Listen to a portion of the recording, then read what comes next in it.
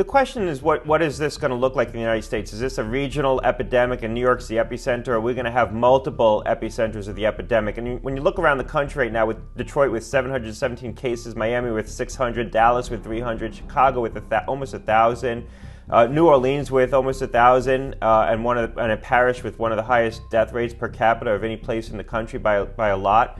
This is starting to look more and more like a national epidemic with multiple epicenters of spread based on what we're seeing, the growth we're seeing in the cities. And so that's going to be a much different scenario. It's going to be a longer epidemic. We're going to have a very tough April. This is going to last through April before we can get to the apex of the epidemic curve. In terms of what we need widespread screening, widespread surveillance so we can detect cases very quickly. This is after the epidemic peaks when we start coming down and we want to withdraw some of these population-based tactics. You need very broad screening of the population.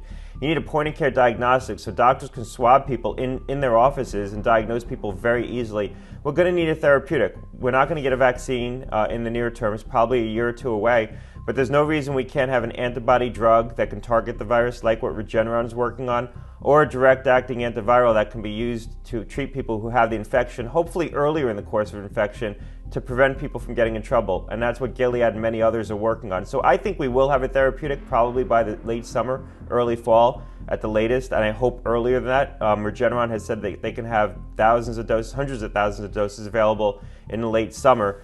And the screening system we should be able to get in place. We have the capacity to do that now. Within weeks and certainly months, we should have a very broad surveillance system in place in this country. Washington State is flattening the death toll curve, and there are some key steps borrowed from that experience in Asia. Shelter in place, which some states are doing. We have about 20. We don't have the others on board, and we need really a national shelter in place. It's physical distancing and really being critical about that. It's testing and tracing contacts. And then there's work to do to recognize hospitals cannot become sources of infection. And we've got to make that not happen like it's happening in Italy and Spain. Well, the lesson out of Singapore and Hong Kong in particular that I dove into, and you're seeing it in South Korea as well, is there's a playbook. And the playbook includes that healthcare workers, when they come into work, they have a daily symptom check to make sure they don't have symptoms of COVID-19. They go home if they don't, and then they have a surgical mask from the moment that they come into work and throughout the day, taking care of any patients. That's not just because that you keep them from getting affected. It's that they're picking up infections in the community, and it keeps them from spreading infection to others. And that's really the critical thing. Another part of their playbook, which I think is really interesting, they found that they did not have to automatically quarantine staff, workers, when they were exposed to a coronavirus patient. They only needed to quarantine. In Singapore, they did it only if it was greater than 30 minutes at less than 6 feet from the person, for if you didn't have a surgical mask. And otherwise people kept going, and they had no transmissions in the healthcare space. And I think healthcare turns out to be so important because we're learning now what keeps healthcare workers safe. That's going to show us how we can get everybody back to work safely. Looking at global examples for this, coming from China, coming from Italy, literally the only impact we've seen on the potential to slow the spread of this virus has been social distancing, has been quarantine. Looking globally, it's taken around 2 weeks. In China, 14 days to see a slowing in the curve following quarantine, to see a shift in sort of the shape of that curve. In Italy, a very similar dynamic, around 11 to sort of 13 days. That data is a little bit more granular, to see a slowing, again, in that curve.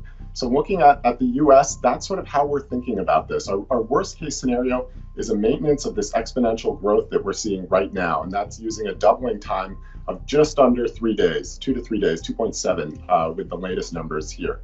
In our base case scenario, we modeled that exponential growth rate sort of getting cut in half. And again, that's coming from sort of these functions that we're seeing emerge from the data in China, from the data in Italy, about 2 weeks after social distancing is put in place.